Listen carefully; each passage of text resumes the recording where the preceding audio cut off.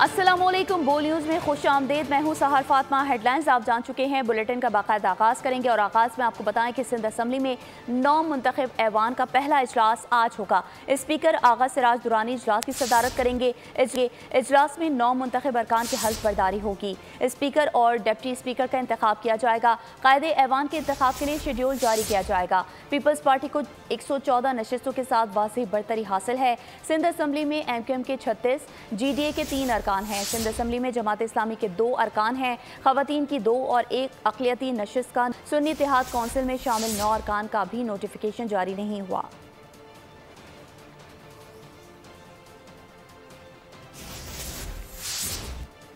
सिंध में अपोजिशन जमातों का आज 11 बजे सिंध असम्बली के बाहर एहतजाज का ऐलान। GDA, PTI, Jamaat Islami, JUI की मुश्तरका प्रेस कॉन्फ्रेंस।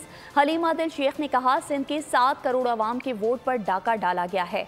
3 जमातों की इज्तिमाई खबर बनेगी। वज़ीर आज़म की कुर्सी गर्म है, जो बैठेगा जल जाएगा। हाफिज नईमुर रहमान ने कहा, इलेक्शन में बंदर बांट की गई, मैंडेट पर डाका कबूल नहीं। राशिद सोमरो ने कहा, पुरअमन एहतजाज में किसी ने रास्ता रोका तो जिम्मेदार खुद होगा। सफदर अब्बासी ने पुरअमन एहतजाज जारी रखने के अज़्म का इजहार किया। पूरे हमारे सिंध के 6-7 करोड़ अवाम के हुकूक पर, वोट पर जो डाका डाला और ये जो भानमती का कुनबा जुड़ा है, ये इज्तिमाई सियासी कबर बनेगी इन तीनों पार्टी। ये जो प्राइम मिनिस्टर की कुर्सी है, ये गर्म कुर्सी है, जो बैठेगा जल जाएगा। पीपल्स पार्टी और MQM में बंदर बांट करके सीटें तकसीम की गई हैं और पूरे सिंध में जिस तरीके से डाका डालकर मैंडेट पर कब्जा करके जो कुछ किया गया है, इसको किसी सूरत तस्लीम नहीं किया जाएगा। हम पुरअमन थे, पुरअमन हैं, पुरअमन रहेंगे। किसी सूरत अमन का रास्ता हाथ से जाने नहीं देंगे। लेकिन अगर कोई हमारा रास्ता रोकेगा तो उसका जिम्मेदार फिर वो होगा, हम नहीं। अगर उन्होंने कोई गैर जमहूरी बात करनी है तो वो उनकी सोच है। हम फिर भी जो पुरअमन रहेंगे और यकीनन देखें ना, एहतजाज जब भी होता है तो उसका बाज़ एहतजाज जब चलते हैं तो उनका फैसला वहीं पे होता है। बिलावल भुट्टो जरदारी ने मुराद अली शाह को वज़ीर आला सिंध का उम्मीदवार नामजद कर दिया है। अवेज शाह स्पीकर और नवेद एंथनी डिप्टी स्पीकर के उम्मीदवार होंगे। पार्लिमानी पार्टी इजलास से खिताब में अरकान से कहा कि करप्शन के मामले पर सख्ती से काम लेना है। ऐसा काम नहीं होना चाहिए जिससे पार्टी का नुकसान हो। आपस में एक दूसरे की टांग खींचना बंद करें। हमें माजी के से बेहतर परफॉर्म करना है।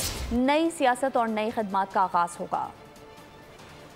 वज़ीर आला सिंध के लिए और हम मुराद अली शाह साहब से रिक्वेस्ट करेंगे कि वो एक बार फिर ये ओहदा संभाले। स्पीकर सिंध असम्बली का ओहदा अवेश शाह साहब ये ओहदा भी संभालेगा और आगा सिराज साहब आपको गाइड करेगा। एंथनी नवीद साहब आपका डिप्टी स्पीकर का इंशाअल्लाह ताला उम्मीदवार होगा। ख़ास तौर पे जहाँ तक करप्शन का मामला, आपने बहुत सख्ती करना है। आपका किरदार ऐसा होगा कि मैं फ़ख्र कर सकूं कि ये मेरे नुमाइंदे हैं। आपका कोई ऐसा काम ना हो, आपसे ऐसा कोई गलती ना हो जिससे पार्टी का नुकसान हो या मेरा नुकसान। हमने माजी से बेहतर परफॉर्म करना है।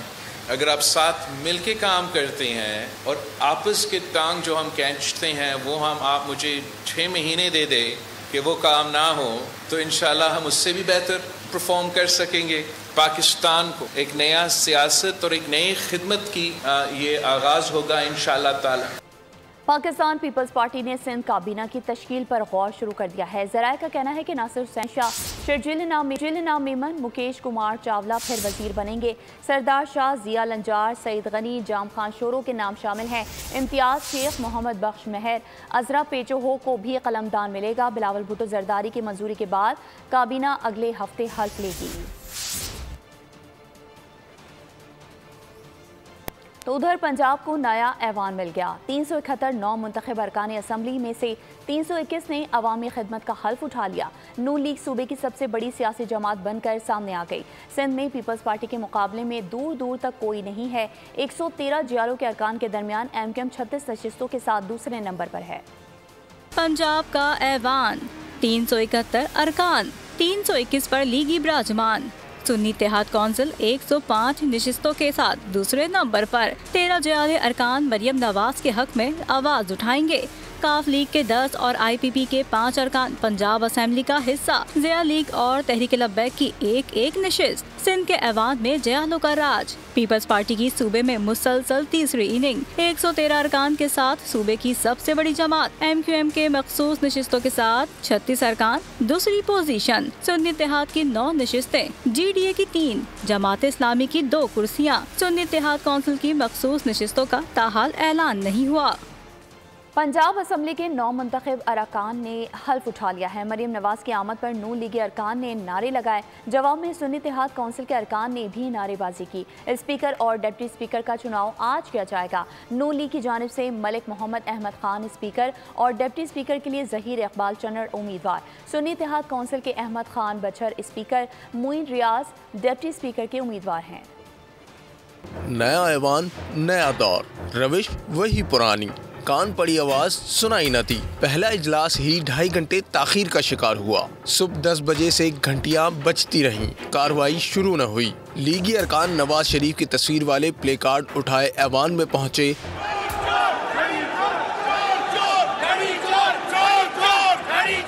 नामजद वजीर आला मरियम नवाज ने इस अज़्म का इजहार किया कि पंजाब में अच्छा दौर आएगा। अल्लाह ताला करे कि खिदमत का एक नया दौर शुरू हो पंजाब के अंदर। ऐवान में पहुंचने पर लीगी अरकान ने मरियम नवाज का भरपूर इस्तकबाल किया। नून लीग और सुन्नी इत्तेहाद कौंसिल के अरकान एक दूसरे के खिलाफ नारेबाजी करते रहे।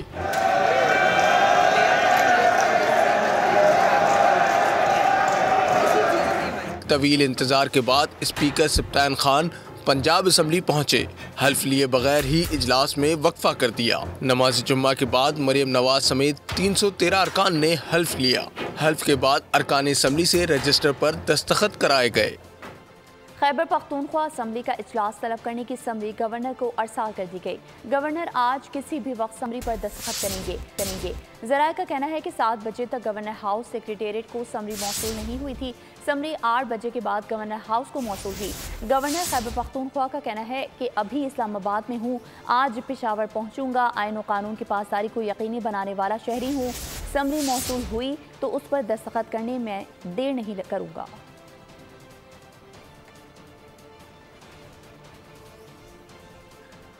आसिफ अली जरदारी का चेयरमैन सेनेट के ओहदे के लिए बड़ा सरप्राइज। चेयरमैन सेनेट के लिए यूसुफ रजा गिलानी के बजाय डार्क हॉर्स नाम सामने आ गया। ज़राए का कहना है कि निगरान वज़ीर आज़म अनवारुल हक काकड़ को चेयरमैन सेनेट बनाने का फैसला। अनवारुल हक काकड़ पीपल्स पार्टी में शामिल होकर चेयरमैन सेनेट बनेंगे। इस तरह विफाक की चारों इकाइयाँ एडजस्ट होंगी। सदर मुमलिकत सिंध, वज़ीर आज़म और स्पीकर कौमी assembly Punjab. Chairman senate Balochistan से होगा। खैबर पख्तूनख्वा को भी किसी अहम विफाकी ओहदे पर एडजस्ट किया जाएगा। इससे पहले यूसुफ रजा गिलानी को चेयरमैन सेनेट बनाने का फैसला किया गया था। यूसुफ रजा गिलानी सेनेटरशिप से इस्तीफा देकर रुकने कौमी असम्बली का हल्फ लेंगे। इलेक्शन कमीशन ने कौमी असम्बली की नई पार्टी पोजीशन जारी कर दी है। मुस्लिम लीग नून 108 नशिस्तों के साथ सबसे बड़ी जमात बन गई है। सुन्नी इत्तेहाद कौंसिल की 81 जनरल नशिस्तें हैं। ख़वातीन और अक़लियतों की मखसूस 70 नशिस्तों में से 47 मुख्तलिफ जमातों को अलॉट। सुन्नी इत्तेहाद कौंसिल की नशिस्तों पर फैसला पीर को होगा। इलेक्शन कमीशन ने कौमी असेंबली की नई पार्टी पोजीशन जारी कर दी। नंबर गेम में नून लीग सबसे आगे। 266 जनरल नशिस्तों में से 263 पर पार्टी पोजीशन के मुताबिक 9 आजाद अरकान की शमूलियत के बाद नून लीग के अरकान की तादाद 84 हो गई। खवातीन की 20, अक़लियतियों की 4। मखसूस नशिस्तें मिलाकर नून लीग के अरकान की मजमूई तादाद 108 तक पहुँच गयी। कौमी असेंबली में आजाद उम्मीदवारों की शमूलियत के बाद सुन्नी इत्तेहाद कौंसिल की 81 नशिस्तें हैं। कौमी असेंबली में पीपल्स पार्टी की 54 जनरल नशिस्तें हैं। खवातीन की 12 और अक़लियतों की 2 नशिस्तें शामिल करके मजमूई तादाद 68 हो गई। MQM की 17 जनरल नशिस्तें हैं। अक़लियतों की 1 नशिस्त मिलाकर मजमूई तादाद 22 हो गई। मखसूस नशिस्तें मिलने के बाद JUI के अरकान की मजमूई तादाद 8। मुस्लिम लीग काफ इस्तेकाम पाकिस्तान पार्टी के अरकान की मजमूई तादाद 4 बनती है। कौमी असेंबली में Muslim League, Zia, MWM, PK MAP, BAP, BNP और नेशनल पार्टी की 1-1 नशिस्त है। कौमी असेंबली के एक हलके में इंतखाबात नहीं करवाए गए, जबकि इलेक्शन कमीशन ने 2 हलकों के नोटिफिकेशन रोक रखे हैं। इलेक्शन कमीशन ने कौमी असम्बली में तरजीही अक़लियती नशिस्तों का ऐलान कर दिया है। 10 में से 7 अक़लियती नशिस्तों के नामों का ऐलान किया गया। कौमी असम्बली में नून लीग अक़लियतों की 4 नशिस्तें लेने में कामयाब हो गई। 2 नशिस्तें PP, 1 नशिस्त MQM को दी गई। KP में भी 5 मखसूस नशिस्तों पर इलेक्शन कमीशन ने नोटिफिकेशन जारी कर दिया। JUI 2, नून लीग 2 और पीपल्स पार्टी 1 नशिस्त ले उड़ी। खैबर पख्तूनख्वा असम्बली में 21 ख़वातीन की मखसूस नशिस्तों का फैसला होना बाकी है। सुन्नी इत्तेहाद कौंसिल से मुतालिक इलेक्शन कमीशन ताहाल कोई फैसला ना कर सका।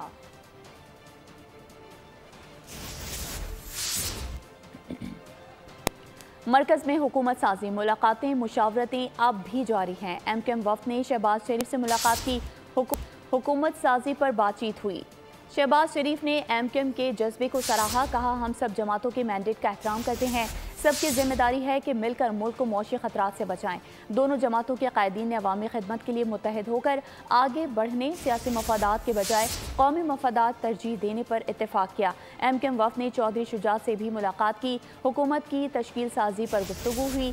चौधरी शुजात ने कहा, काफ लीग पार्लिमानी सियासत के फ़रोग़ पर यकीन रखती है। अवाम की खुशहाली के लिए काफ लीग तमाम सियासी जमातों से मशावरत रखेगी।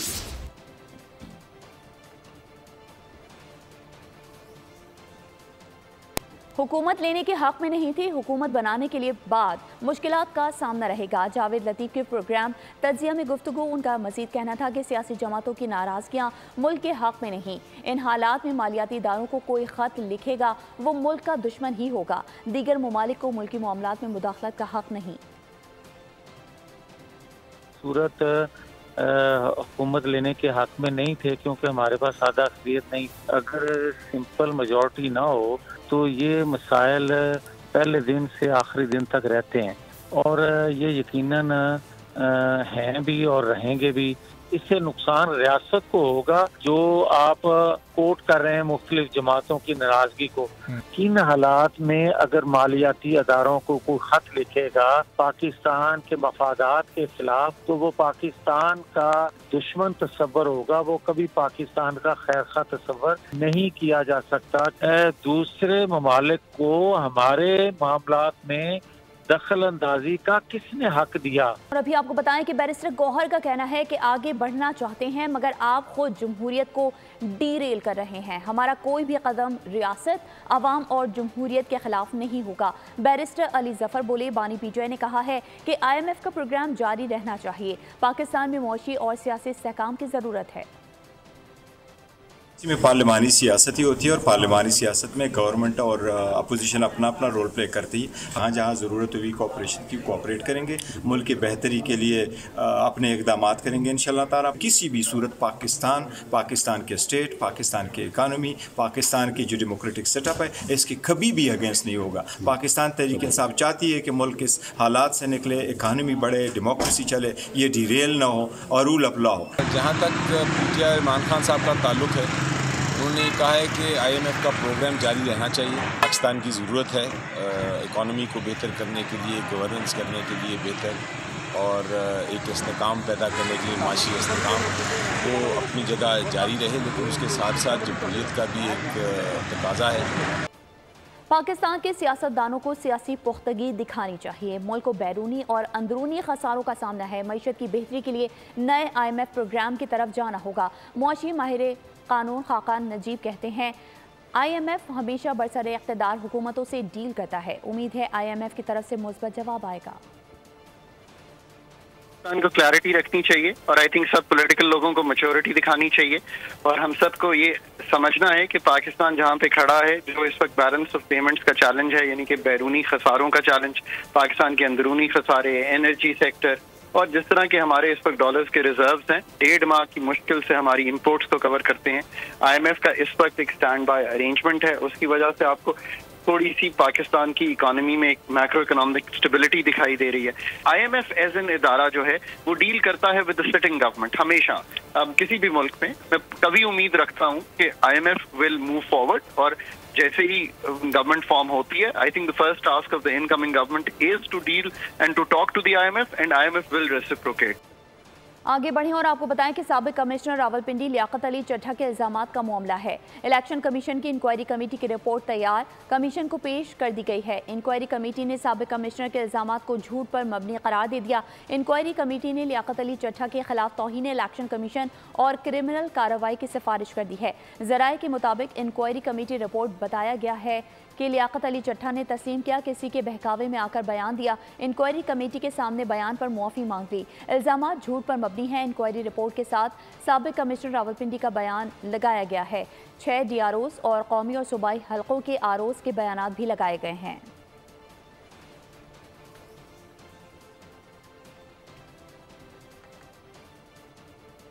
तो उधर PTI का इंतखाबी नताइज अदालत उज़्मा में चैलेंज करने का फैसला। साबिक कमिश्नर रावलपिंडी के इल्ज़ामात पर बनाई गई इलेक्शन कमेटी में भी चैलेंज कर दी गई है। तहरीक इंसाफ की दरख्वास्त में इस्तदा की गई चीफ इलेक्शन कमिश्नर मेंबरान की तैनाती कलअदम करार देने के साथ फॉर्म 47 भी कलअदम करार दिए जाएं।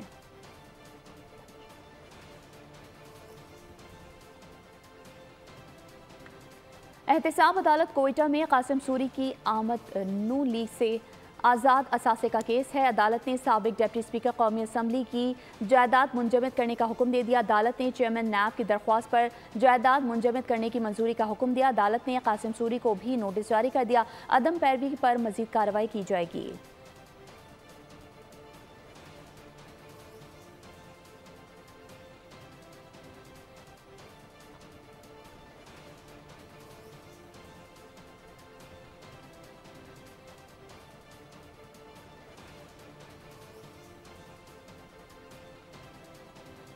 पाकिस्तानी सयाहत की इंडस्ट्री को शदीद धचका। वादी कागान के सयाहती मुकाम शुगरान में 5 दिन से बिजली की बंदिश की वजह से होटल मालकान और सयाहों को शदीद मुश्किलात का सामना है। बार बार की दरख्वास्त के बावजूद भी इंतजामी इदारों ने मसले को हल करने में कोई संजीदगी नहीं दिखाई। शुगरान से रजब अली की रिपोर्ट देखिए। हसीन वादियाँ, दिल फरेब नज़ारे, कुदरत की सनाई का शाहकार शुगरान जन्नत का टुकड़ा महसूस होता है। बेहिस और संगदिल इंतजामी अफसरान काम करने को तैयार नहीं। करोड़ों की टैक्स वसूली के बावजूद बद इंतजामी की इंतहा शुगरान में देखने को मिल रही है। 5 दिन से बिजली बंद, किसी को परवाह नहीं। सयाह और होटल मालकान शदीद परेशान। पहले को यहाँ पर आने के लिए जो ऑफ रोडिंग है वो रोड काफ़ी ख़राब है। रोड उस तरह क्लियर नहीं है। घंटों घंटों रास्ते में लोग वेट करना पड़ता है, गाड़ियाँ फंस जाती हैं। सड़क ठीक होने के बावजूद बर्फ पर 4x4 गाड़ी के बगैर जाना मुमकिन नहीं। सयाहों को मुश्किलात का सामना है। टूरिज्म को सख्त नुकसान पहुंच रहा है। मुश्किलात का हल न होने की वजह से इनके रोजगार को शदीद खतराहत लाहक है, जिसके लिए वो अपनी सी पूरी तगोदो कर रहे हैं। यहाँ पे 5 दिन से इलाका तारीकी में डूबा हुआ है और हुकूमती अदारे जो हैं इस पर तवज्जो नहीं दे रहे। वो बार बार यहाँ पे जो भी मुकीम है वो ये कह रहे हैं कि अगर आपने सियाहत को प्रमोट करना है तो यहाँ पे एक तो रोड को क्लियर किया जाए, क्योंकि 4x4 गाड़ी तो आ रही है लेकिन छोटी गाड़ी यहाँ पे नहीं आ रही, जिसकी वजह से टूरिज़्म पे असर पड़ रहा है। रजब अली आज़ाद, बोल न्यूज़, बालाकोट। सतह समंदर से 7,749 फीट की बुलंदी। ये वाक़ई वादी शुगरान में रिकॉर्ड बर्फबारी। 4 फीट से ज़्यादा बर्फ़ पड़ चुकी है। सयाहों ने बड़ी तादाद में वादी का रुख कर लिया है। मज़ीद बता रहे हैं शुगरान से हमारे नुमाइंदे रजब अली। हम शुगरान में मौजूद और अगर यहाँ पे मौसम की बात करें तो यहाँ पे हर तरफ पहाड़ों ने, यहाँ पे वादियों ने बर्फ़ की चादर ओढ़ रखी है। यहाँ पे तकरीबन 4 फुट से ज़्यादा बर्फ़ पड़ चुकी है और यहाँ पे टेम्परेचर नुक्ते जमात से नीचे गिर चुका है। पूरे पाकिस्तान से स्याहों की एक बड़ी तादाद ने इस वादी का रुख कर लिया है। अगर हम सिरीपा टॉप की बात करें तो उसको स्याहों के लिए बंद कर दिया गया है, क्योंकि वहाँ पे बहुत ज़्यादा बर्फबारी और लैंडस्लाइडिंग का खतरा है। अगर हम नरां की बात करें उसको भी स्याहों के लिए बंद किया गया है, क्योंकि वहाँ पे तकरीबन 5 फुट के करीब बर्फ़ है और वहाँ पे लैंडस्लाइडिंग का खतरा है। महकमे मौसमियात के मुताबिक अगले 2 रोज़ भी ये बर्फबारी का सिलसिला यहाँ पे जारी रहेगा और मौसम खुशगवार रहेगा। जी आगे बढ़ें और आपको बताएं कि कराची में शहर क़ायद में आग लगने के 2 मुख्तलिफ वाक़यात हुए हैं। लांडी दाऊ चुरंगी के करीब दुकानों में आग लग गई है। फायर ब्रिगेड की 4 गाड़ियों ने आग पर काबू पा लिया। कूलिंग का अमल जारी है। आग से बेकरी समेत दीगर दुकानें मुतासिर हुई हैं। फायर ब्रिगेड हुकाम के मुताबिक बलोच कॉलोनी पुल के करीब 9 मंजिला इमारत में आग लग गई। फायर ब्रिगेड की 4 गाड़ियों ने आग पर काबू पा लिया। कूलिंग का अमल जारी है। आग इमारत के 2रे और 3रे फ्लोर के 2 दफातर में लगी है। आग जिन दफातर में लगी वहां इंटरनेट का काम किया जाता था। फायर ब्रिगेड हुकाम के मुताबिक आग लगने से किसी जानी नुकसान की इतलात मौसूल नहीं हुई है। तमाम अफराद को बाहिफाजत बाहर निकाल लिया गया। कराची डकैतों की आमाजगाह बन गया, कोई रोकने वाला नहीं है। डकैती मज़ाहमत पर फायरिंग के वाक़यात में मजीद 2 शहरी जान से गए, 3 अफराद जख्मी हो गए। कराची में स्ट्रीट क्राइम का जिन बेकाबू, मौत बांटते लुटेरों ने खून रेजी की इंतहा कर दी। बनारस पुल पर दौरान वारदात डाकुओं ने गोलियां बरसा दी। फायरिंग से एक भाई मौके पर ही जाँ बहक, दूसरा जख्मी हो गया। औरंगी टाउन में भी डाकुओं की फायरिंग से शहरी जिंदगी की बाजी हार गया। इकबाल मार्केट में 56 साल शहरी सोहराब आलम सौदा लेने बाजार गए। फरार होते लुटेरों की फायरिंग की जद में आकर जान गंवा बैठे। औरंगी नंबर 3 में डाकुओं की फायरिंग से 18 साल नौजवान जख्मी हो गया। Orangi town rice Amrohi colony के करीब भी डकैती मज़ाहमत पर फायरिंग से 16 साल नौजवान जख्मी हो गया। शहर बेअमा कराची का कोई पुरसाने हाल नहीं है। डकैतों ने एक और मां की गोद उजाड़ दी। कोरंगी में सफाक मुल्जिमान की फायरिंग से 2 साल हुरैन बच्ची जाँ बहक हो गई। बच्ची के चचा का कहना है कि डाकुओं ने घर की दहलीज पर भतीजे को कत्ल किया। भाई जैसे ही घर पहुंचा तो डकैतों ने घेर लिया, मोटरसाइकिल छीनी, कोई मज़ाहमत ना करने पर भी गोली चला दी। गोली बच्ची को गर्दन में लगी, बच्ची मौके पर ही दम तोड़ गई। डाकू की फायरिंग से बहन भी जख्मी हुई। तो ये जॉब से आ रहे थे, गली के अंदर खैर कोई भी नहीं था। अपने गेट पे बाइक रोकी है, 3 बंदे पीछे से आए नकाब के अंदर थे। अब वो थे गैर मुकामी तो हो नहीं सकते, तो उन्होंने उठते ही फायर मारा है दरवाजे पे। तो बच्ची 2 फायर लगे, एक बड़ी बहन के लगा, उसके तो अल्लाह का शुक्र है पाँव पे लगते ही निकल गई। तो इसके जो है गर्दन पे लग के कनकड़ी के पास से जो आर पार नहीं हुई, लेकिन शहर यहाँ फंस गया। तो ये इसके मौके पे वारदात का इंतकाल। ये घर के अंदर थी, ऊपर दूसरे घर में जा रही थी। अल्लाह ताला से यही दुआ है कि इनको परवरदिगार गरक करे और इनके लिए कोई ना कोई गवर्नमेंट पाकिस्तान इनके लिए बंदोबस्त करे। मैं खुद आर्मी में था 71 में बिलोच रेजिमेंट में। ये मेरे साथ हुआ, ऐसे ना जाने कितने वाक़ये हुए, तो मैं तो नहीं छोड़ूंगा उनको। और अफसोसनाक खबर यह है कि कराची में 52 दिनों में डकैती मज़ाहमत पर 52 अफराद कत्ल कर दिए गए हैं, जबकि दर्जनों जख्मी हुए हैं। मजीद बता रही हैं अफशीन कुरैशी।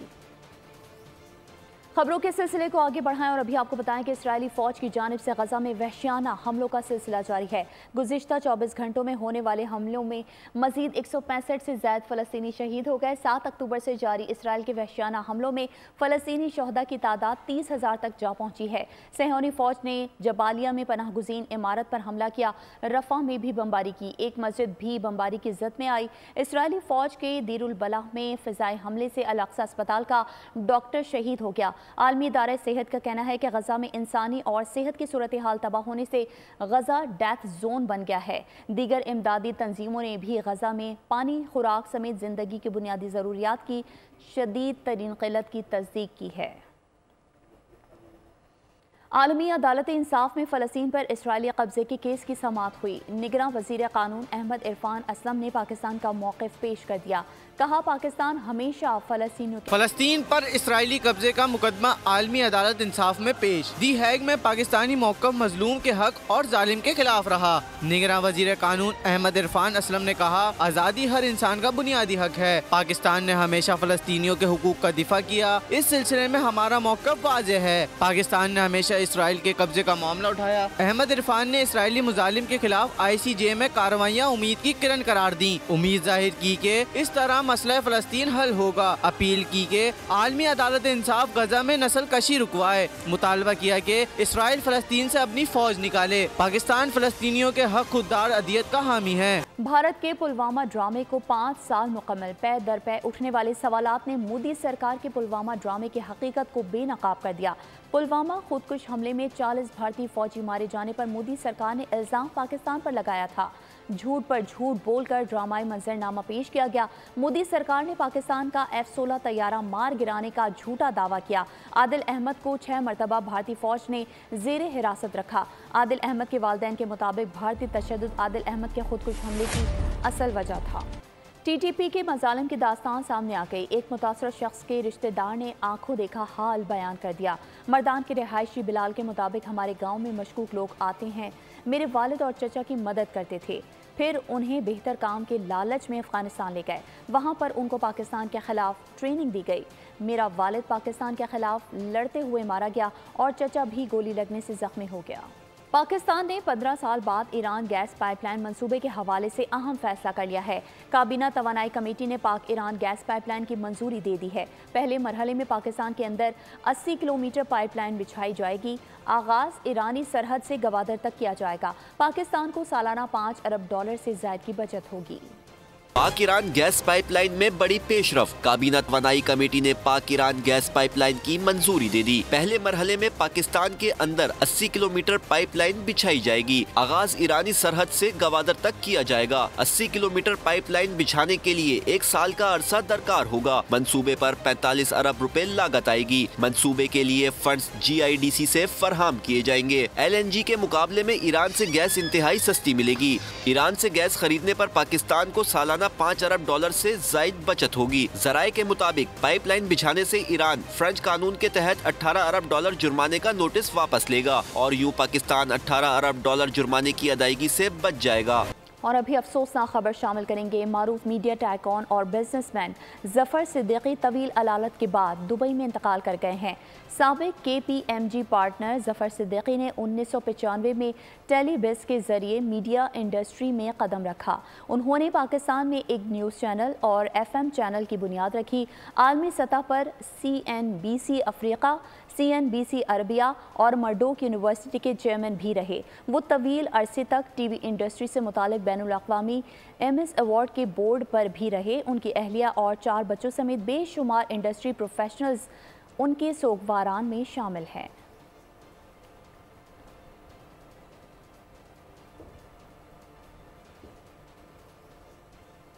खबर है खेल के मैदान से, जहां पेशावर ज़ल्मी ने मुल्तान सुल्तान्स को दिलचस्प मुकाबले के बाद 5 रन से शिकस्त देकर इवेंट में पहली कामयाबी हासिल कर ली है। पेशावर ज़ल्मी के 180 रन के हदफ के ताक़ुब में मुल्तान सुल्तान्स 174 रन बनाकर आउट हो गई। आज होने वाले वाहिद मार्के में लाहौर कलंदर्स और कराची किंग्स का जोड़ पड़ेगा। पाकिस्तान न्यूजीलैंड की 5 मैचेस पर मुश्तमिल T20 सीरीज़ अप्रैल के दूसरे हफ्ते में शेड्यूल किए जाने का इम्कान है।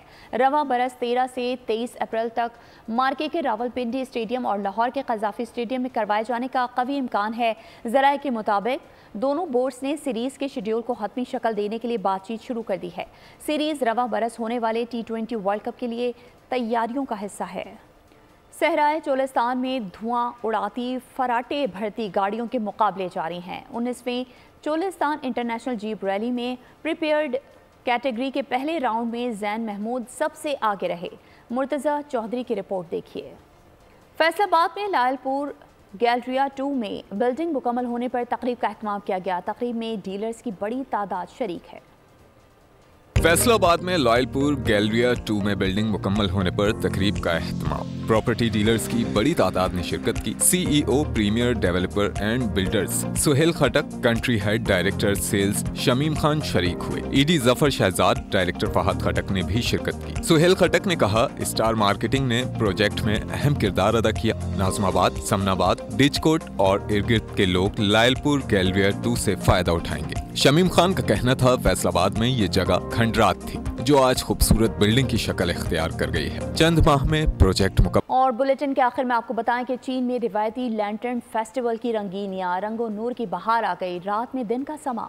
और इसके साथ ही बोल न्यूज से फिलहाल इतना ही। मजीद खबरों और अपडेट्स के लिए विजिट कीजिए हमारी वेबसाइट bolnews.com और देखते रहिए बोल न्यूज।